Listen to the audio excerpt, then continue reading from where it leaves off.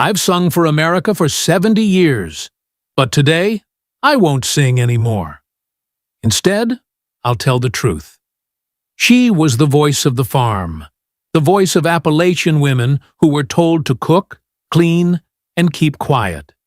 She was Loretta Lynn, the coal miner's daughter who turned pain into music, shame into Grammys, and survival into an anthem.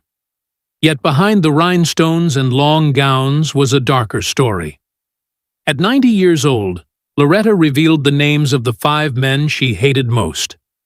Not out of revenge, but because she refused to carry their shadows into the grave. These were the men who bruised her body, betrayed her trust, mocked her voice, and broke her faith. Their names will shock you. Their actions will enrage you. Their silence will hurt you most of all. This is not just Loretta Lynn's story. It's the story of a woman who never stopped surviving. Born into hardship, Loretta Webb came into the world in a shack in Butcher Hollow, Kentucky. Mud, coal dust, and poverty surrounded her. Men worked in the mines. Women worked themselves to the bone at home. Children learned hunger before they learned hope. By 13, Loretta understood her world. Men spoke, women listened, men drank, women endured. At 15, she was married to Oliver Doolittle Lynn, a man who promised freedom but delivered chains. By 18, she was the mother of 4, her youth stolen by motherhood and obedience. Her only escape was a beat-up $17 guitar, a gift from Doolittle meant to keep her busy. Instead, it gave her a voice. Finding her voice. Loretta didn't sing about ballrooms or roses. She sang about real life, drinking, loneliness, bruises, pills, and survival. At first, she sang for nickels in smoky bars. Her voice was raw and unpolished, but it was real.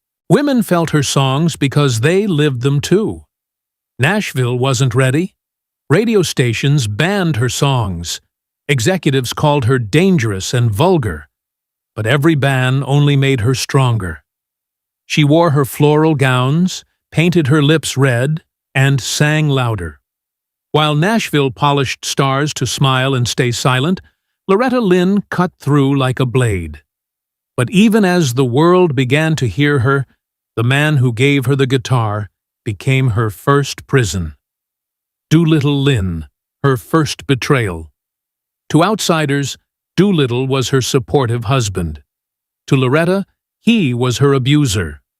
The violence began on their honeymoon when he slapped her for speaking out of turn. It never stopped. She cooked eggs wrong. He shoved her to the floor. She greeted a neighbor kindly. He forced her to kneel in the yard. He slapped her in public, just to remind her who was in control. Every applause Loretta earned only fueled his jealousy and his fists. For nearly 50 years, she endured the cycle. Bruises, tears, apologies, and silence. He made her believe she deserved the pain, twisting her love into submission. At 90, she finally admitted, "I wish I'd never written him a song. I wish I'd written divorce papers instead." Her first love was also her first enemy. Conway Twitty, a false partner. To fans, Loretta and Conway Twitty were country's golden duo, their voices blending in hits like Louisiana Woman, Mississippi Man. For a while, Loretta believed Conway respected her. She thought he might be the partner she dreamed of. But Conway saw her as leverage, not an equal.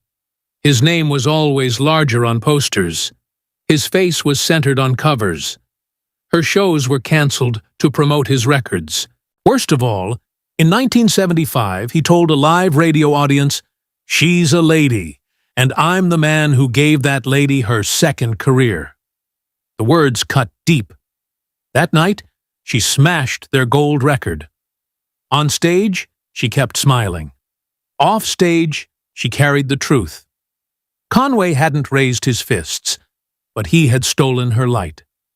Merle Haggard, a cruel joke Loretta once called Merle Haggard her country brother. She trusted him, but trust shattered during a live broadcast. When asked about her strength and place in country music, Merle smirked and said, "I love Loretta, like you love a hen that crows on time." The audience laughed. The host laughed. Merle laughed. And Loretta smiled through it, but inside she broke. To him, she wasn't a legend. She was a farm animal. Loretta later admitted that joke cut deeper than any bruise. It wasn't just humor.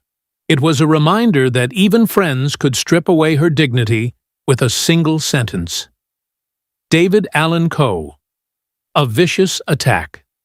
In 1984, Loretta faced one of the cruelest betrayals.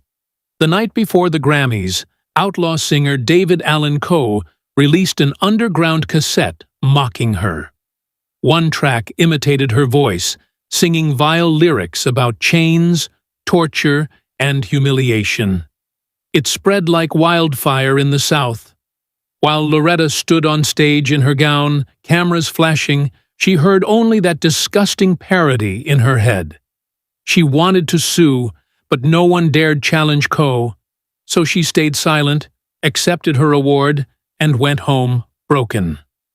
This wasn't just an insult, it was an attack on her only weapon, her voice. Johnny Cash, the final wound. Loretta once said Johnny Cash was the only man in country music she believed in. They fought the same battles against censorship and judgment. She thought he would always stand by her.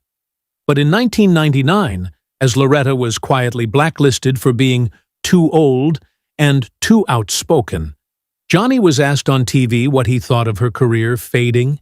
His reply, "I think everyone has a time when they need to step back."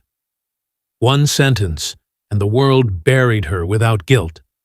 Loretta never confronted him, but she erased him from her heart.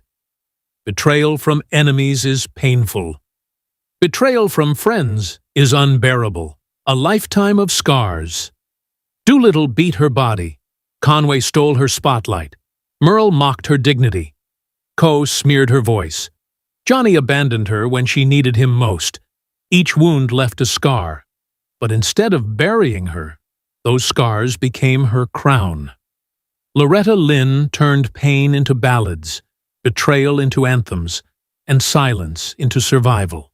She was banned for The Pill, shamed for Rated X, ridiculed for Don't Come Home a-Drinkin'.